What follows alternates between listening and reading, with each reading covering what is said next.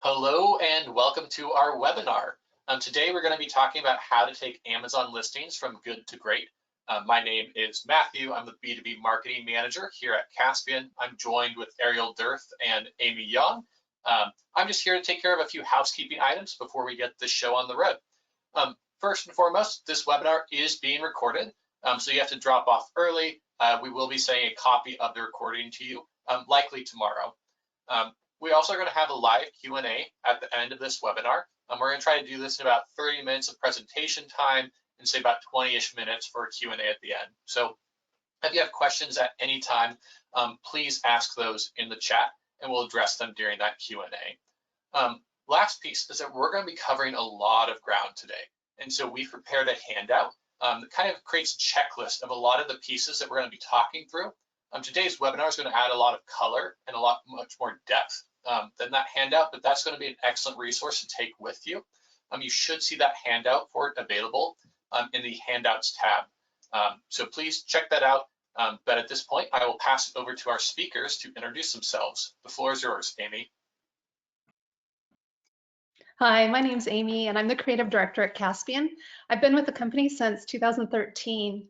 I lead a team of designers, photographers, and videographers that strategize, design, and execute on a variety of creative services for our partners.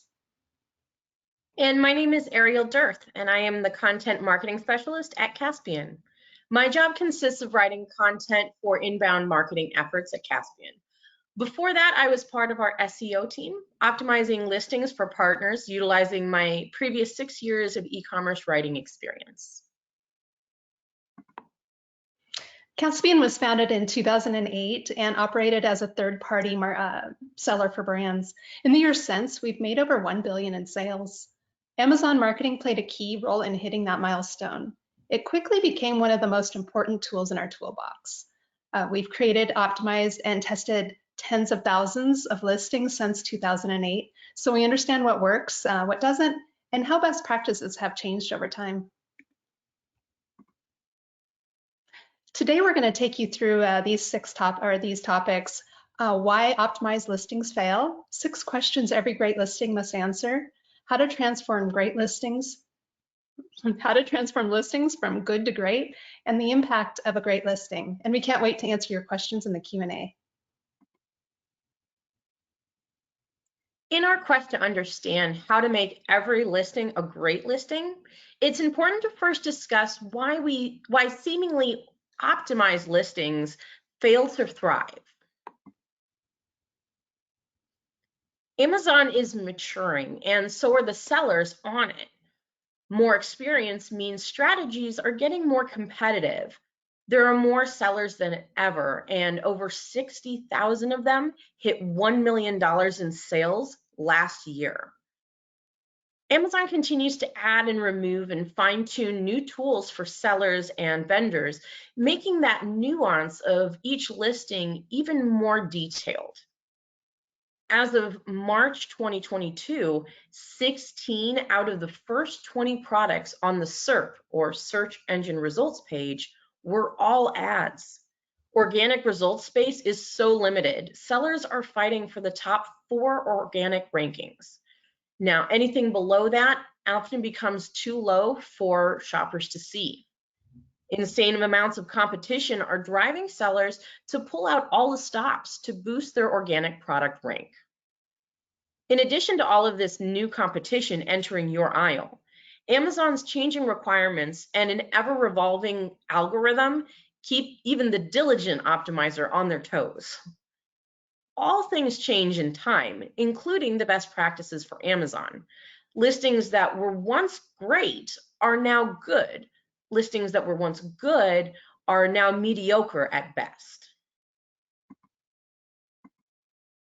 A good listing may achieve a few of these objectives. A great listing must achieve all 6 with even more depth. You must define the product. You must speak to Amazon's search algorithm. You must comply with Amazon's regulations. You should speak directly to your target audience, and you should include product branding. And you also need to demonstrate how your product is better than a competitor's. Let's begin with defining your product. Both good and great listings will do this. A lot of thought should be put into your hero image, and I call the main image the hero. The photo appears in search results and is where your product makes its first impression to potential customers. It can help you stand out from the crowd and encourages shoppers to click through to your product page. Consider product styling to help tell the proper story. A good hero image might simply show the front of the product. A great hero image tells a deeper story. In the examples here in the top row of these kits, parts of the kits were displayed alongside the main product. A reason for this can add excitement and interest. And in the case on the one on the right, it can visually communicate that it is a kit or a craft rather than a piece of art. Next, consider your product's ideal point of view. Use your camera angle to highlight key features or to set a mood.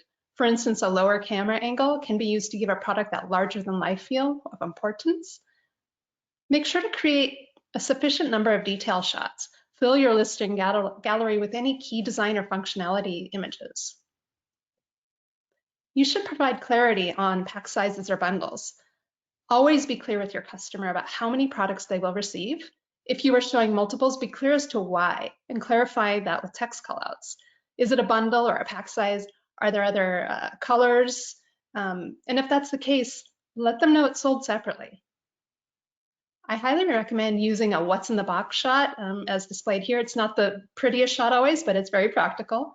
Every consumer will be grateful to know everything that their package comes with. This helps prove value and may be a step above your competitors. Don't be afraid to demonstrate or suggest other common uses for your product. Other things they can do with this. Use lifestyle images to do this or text callouts. Always reinforce sizing when you can. Size and scale can also be addressed with lifestyle imagery, which we'll cover. It always helps to reiterate exact specs of a product. Good listings contain about 5 images. Great listings contain 6 to 7 plus. A plus and enhanced content should continue to tell that product story. Try not to use the same imagery from your listing gallery. Use this opportunity to tell a deeper story. And when you can, add video. Especially when it can clarify intended use, the information that would help with ordering, such as sizing.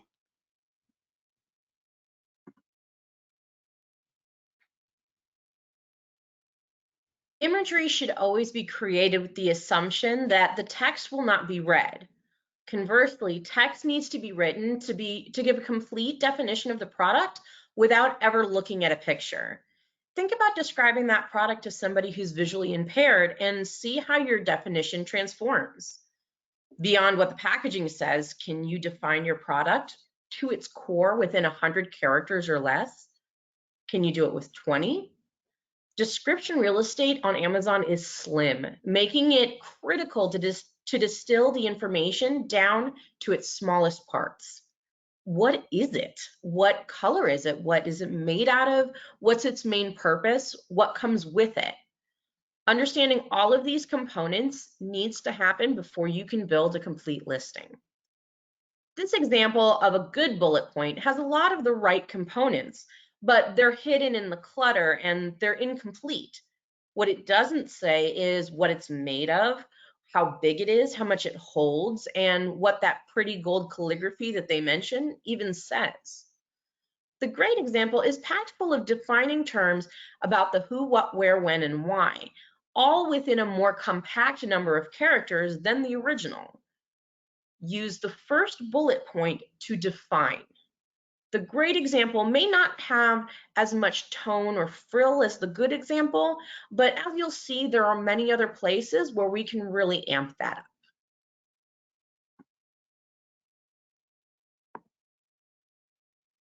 Once you've defined the product in its truest form, it's time to understand what details you want the search algorithm to know about your product. Conducting keyword research is a whole topic on its own, and you can find several resources on how to conduct it on our website and beyond that discuss how to do that successfully. But for the purposes of this webinar, I will be focusing on how to implement them in the most effective way.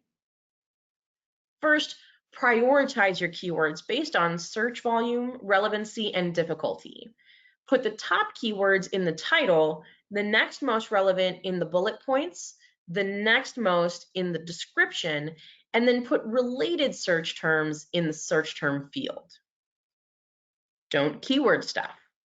You can see in this good example that there's a lot of keywords, but they're not going to bring in the most qualified traffic.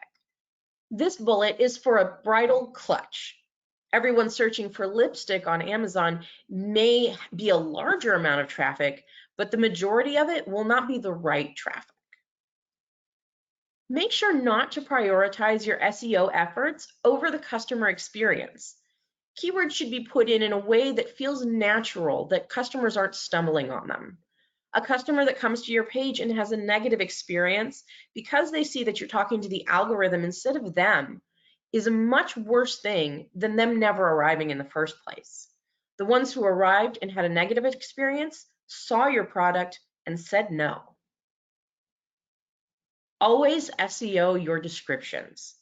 Even if you're using A+, which can hide the description field, the algorithm still scans for keywords, and you can't afford to give up 2,000 characters of prime real estate. Lastly, Caspian's testing has proven that only the first 500 characters of the bullet point section are crawled by the Amazon search algorithm. There's still value in writing beyond that 500 characters, which we'll talk about in a little bit. But for keywords, it's important to make sure that all of them are before that 500 mark.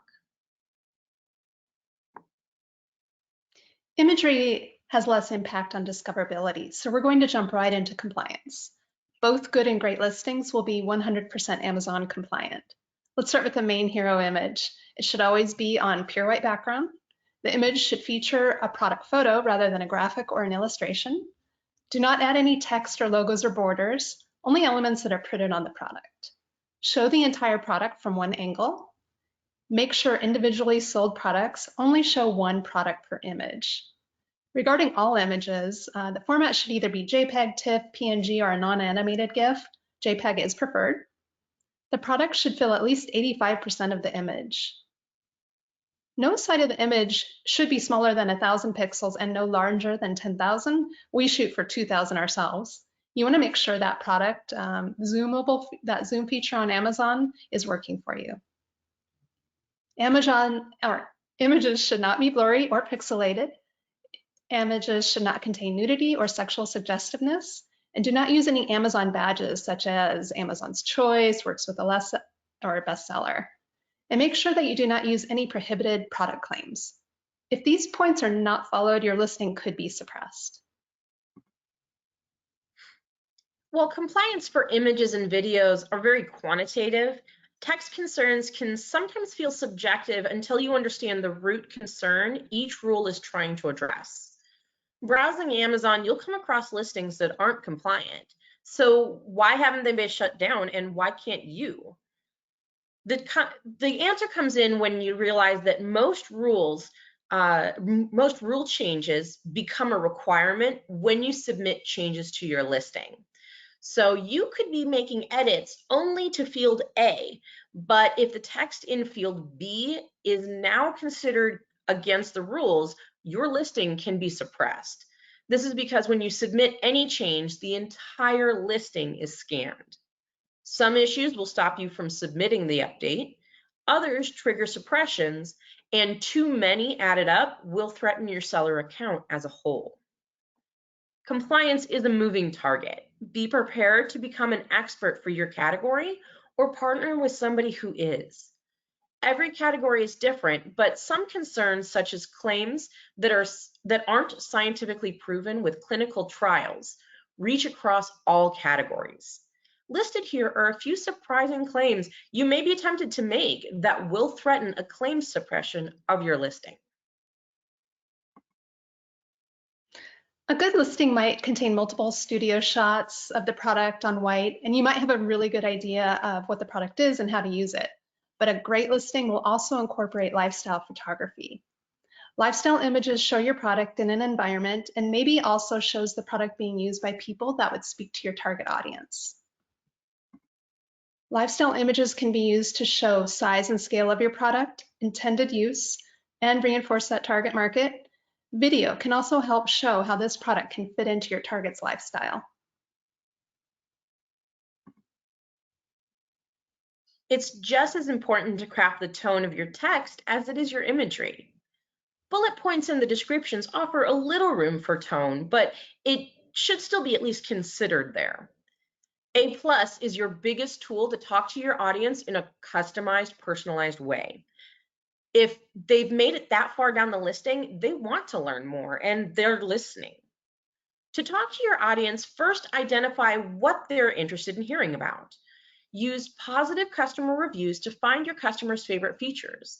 They may be different than you think are your highest selling features.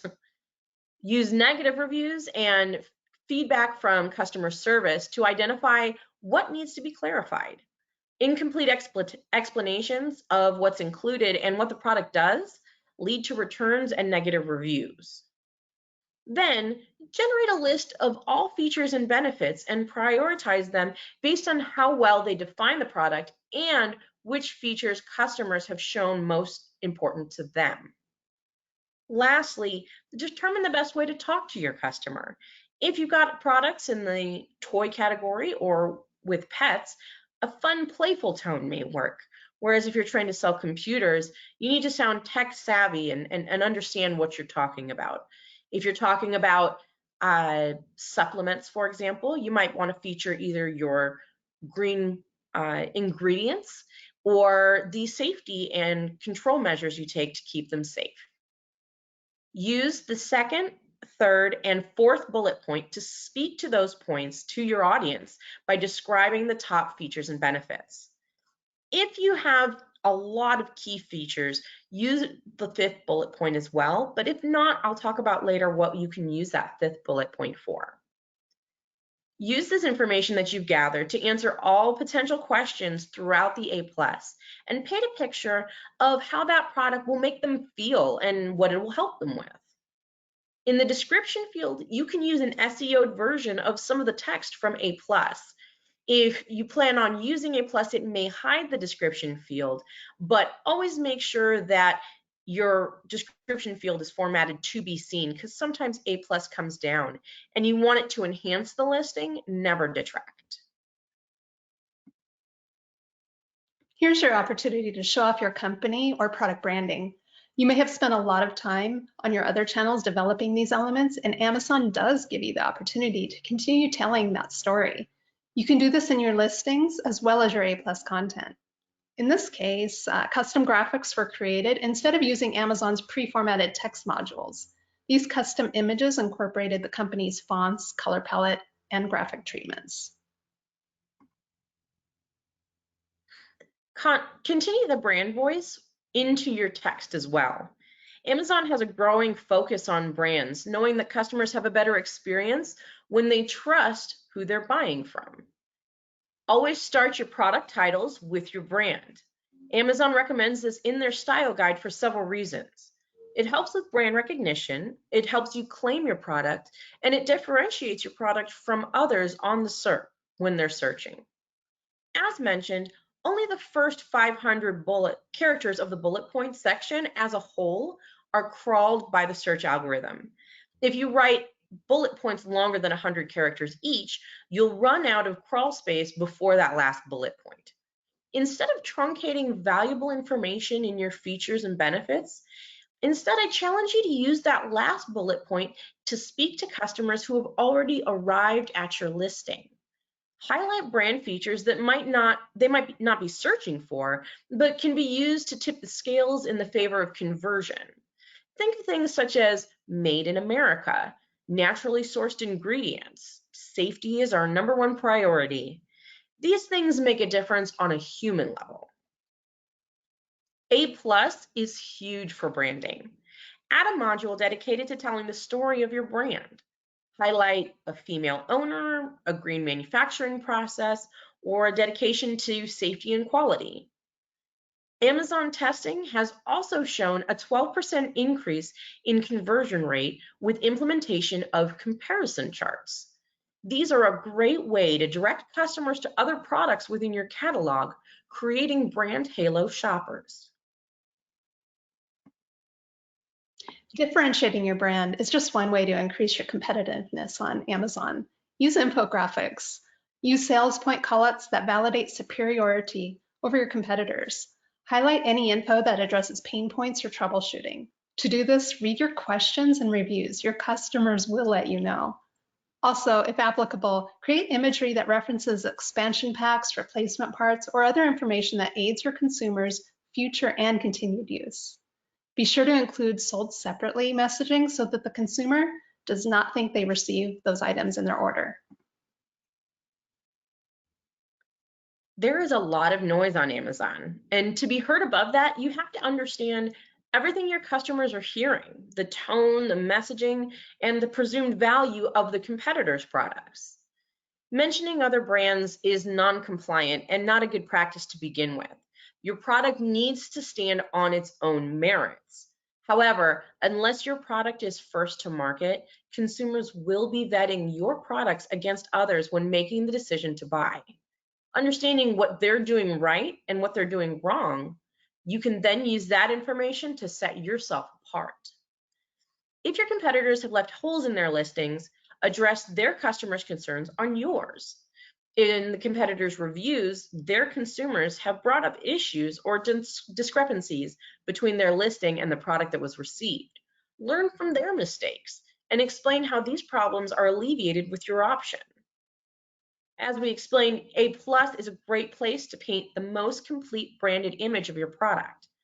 Think about adding a frequently asked questions section that addresses customer concerns brought up by your competitors and show how yours don't have the same problem.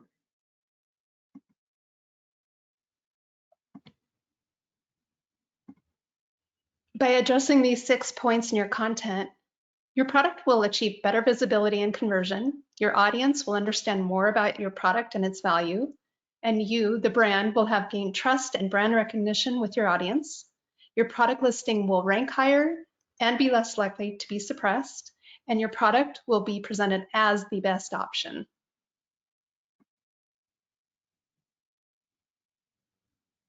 All right, and that is our webinar.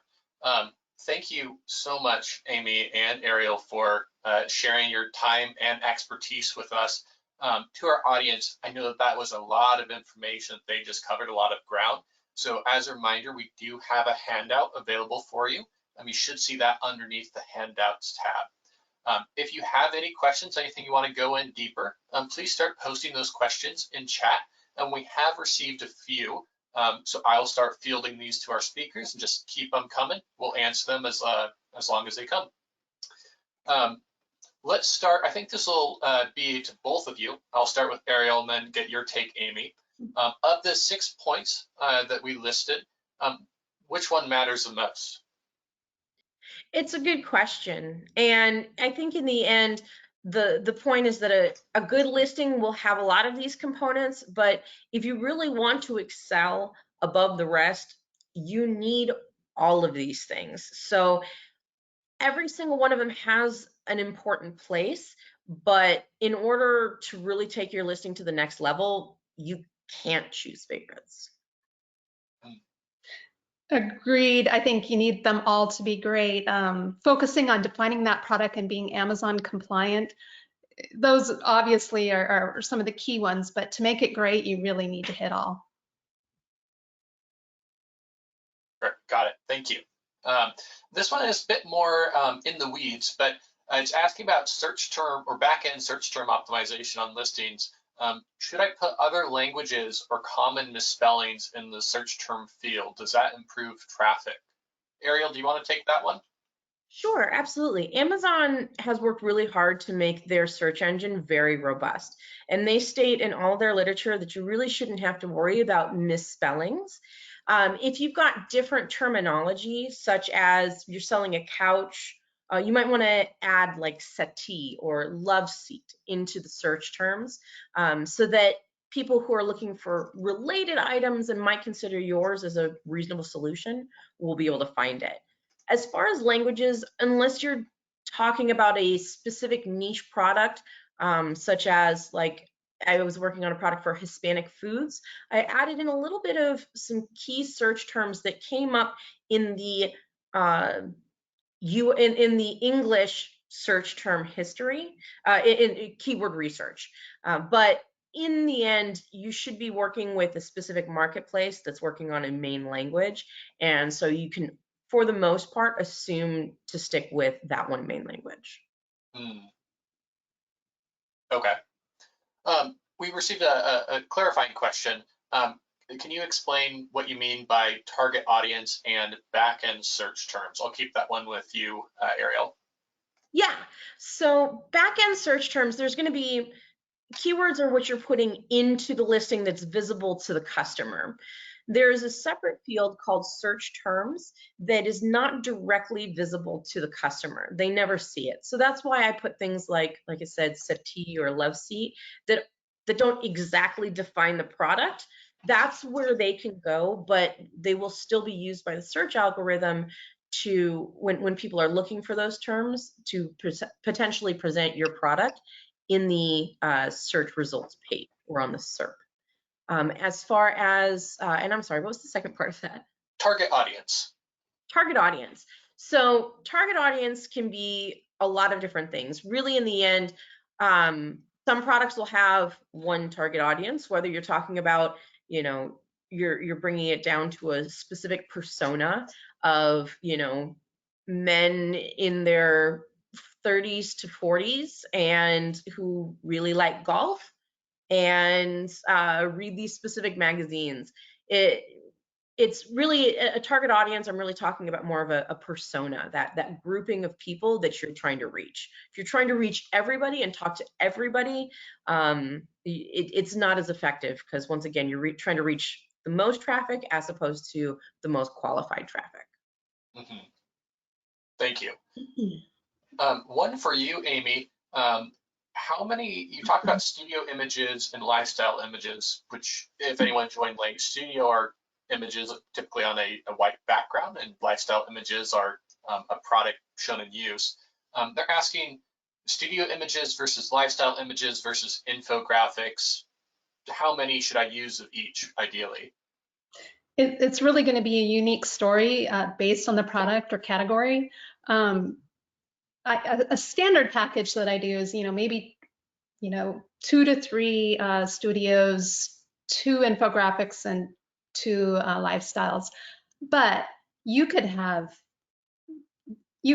way more studios if that's what's going to tell the story. If you really need to get up close and show details of that image, use studio. If you can do the same thing in a lifestyle, you do it that way. Infographics, again, whatever it takes to tell that story most fully, pulling out those sales features, benefits, how to use it.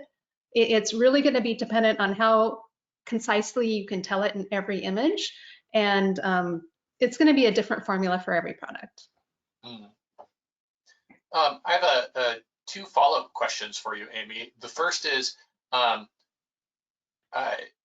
there a way to select the order in which images populate in the media gallery? Is that something that you can control? Yes, as far as I know. Ariel might be best for this one. Go for it, Ariel. Yes, technically you can actually manipulate what order they are in. You can't, it's less easy to just kind of like switch them here and there. Sometimes it works, sometimes it doesn't. But when it all comes down to it, you should be able to remove the images and upload them in the order that you want them to be in. However, your hero image with the one with all white should always be first position. Yes, it has to be first. The second follow-up question I have about graphics is related to infographics. They say, I've used infographics before and I got in trouble for it. Now they're okay again? I don't think they were ever not okay. It could have been, maybe there was something non-compliant in there, or maybe it was used in the hero image. Now, you can't do anything on the hero image, just the product. Images 2 through whatever, you can have text, you can have anything on, I mean, not anything, but you can have text and infographics on any image past the first position. Got it. Thank you for that. Kind of circling back to some search term questions. First one is, Does the first 500 character limit, they're seeking clarity around that, does that include the title words after those first 500 characters? Are they not indexed? And what about the product description? So kind of I just think they're seeking more clarity about that 500 character limit.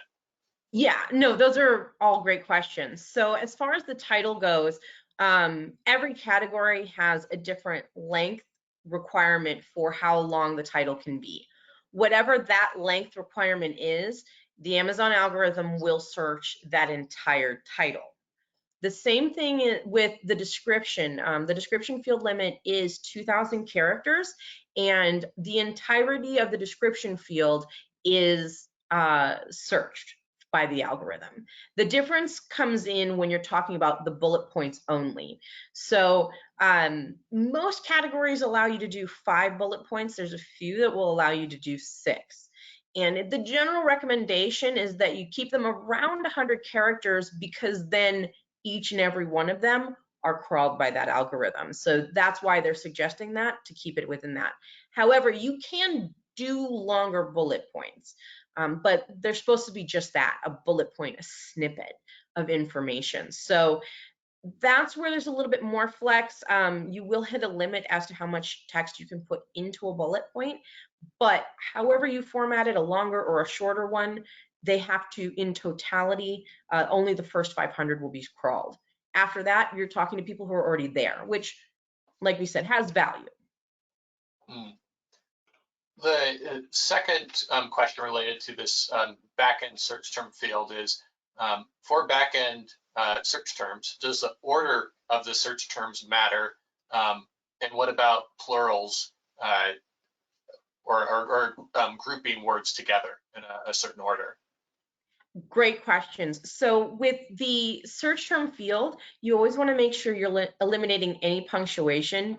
Don't worry so much about keyword strings. The algorithm will pick out different words in different orders as long as they're contained within that search term box. For that reason, you don't need to duplicate any words within that box. So let's say you're trying to sell a traveling thermos. Maybe you put in, instead of putting in large, coffee cup, tea mug, or coffee cup, tea cup, and beverage holder, you would put it in as coffee, tea, and beverage cup, eliminating all duplications. What I usually do on the pluralization is I normally like to go with the plural, because the algorithm will pick out singular from within it. But if the spelling is very different, it doesn't hurt to try, but I wouldn't necessarily waste your keyword term space with filling it with lots of duplicates or lots of multiples. Got it. We have 2 questions here about A+ content as well. The first is just, is A+ content indexed? Same question about image text within A+ content.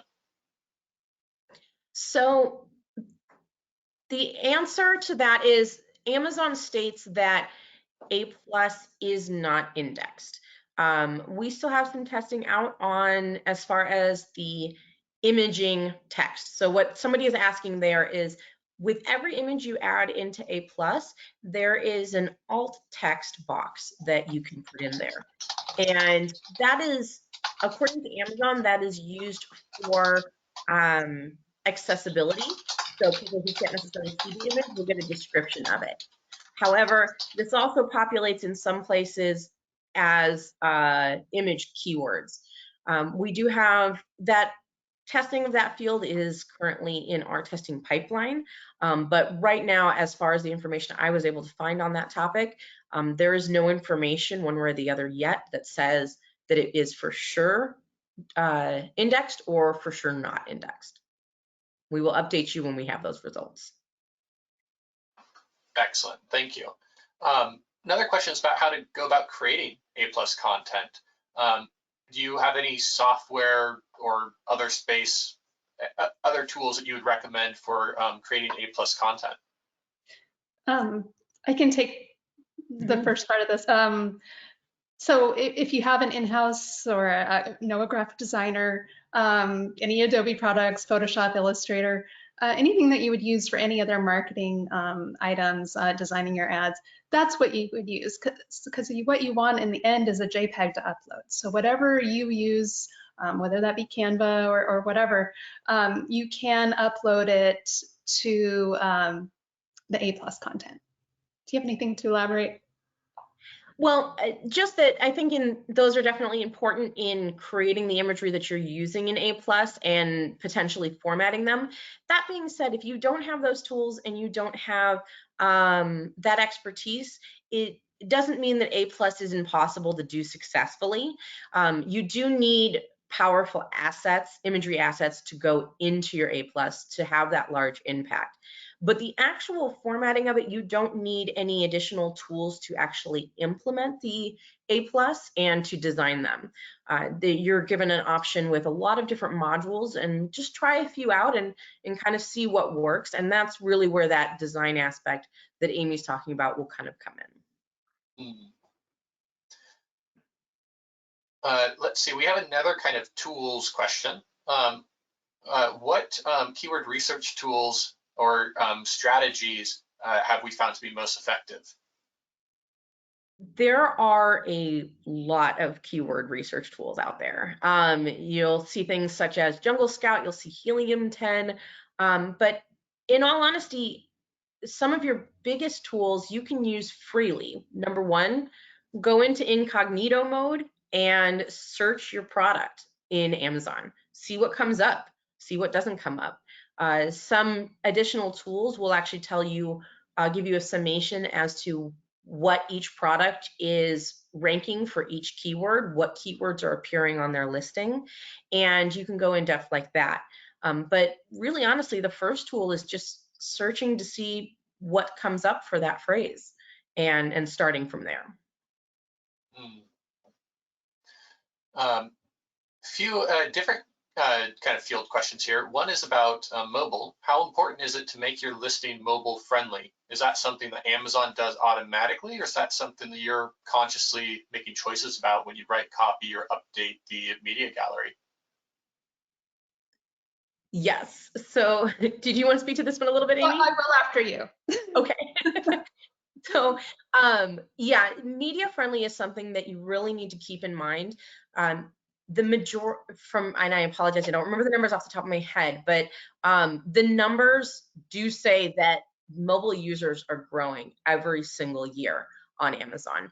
The majority, I believe it's the majority at this point, are shopping from mobile. So that impact is huge. So Amy can kind of talk to the imaging as far as how you want to make sure that's mobile friendly. The text fields in general will be formatted automatically by Amazon when they're in mobile mode. So you don't have to worry about that quite as much. In addition, A+ will format specifically for mobile. When you're building it, you can view it in both desktop and mobile. It's important to view it in both, because sometimes if you make changes in one version, it won't update in the other. So always keep track of both of those when you're creating A+. Yeah, very important. You have to be where where the shoppers want to shop and be there in every way. So if you're creating an image and you don't know, you put it up there. Do test that. Do look at it. For instance, if your text is too small and they have to zoom in on it, yeah, they can zoom, but make sure that text is readable right off the bat. Especially if you're doing that more custom approach in A+, that use those modules that they provide, and make sure that text is big enough. And again, test on your mobile device to see how that is coming through. And those modules will populate correctly for mobile, but it might not necessarily, if it's an image, that image is going to shrink. So you just need to make sure that text on the image, if you have that, is still readable when it shrinks down to mobile. Kind of a tangent off of this a little bit, or something we didn't necessarily explicitly address today. Amazon posts. Where do Amazon posts fit in the strategy of taking a listing from good to great?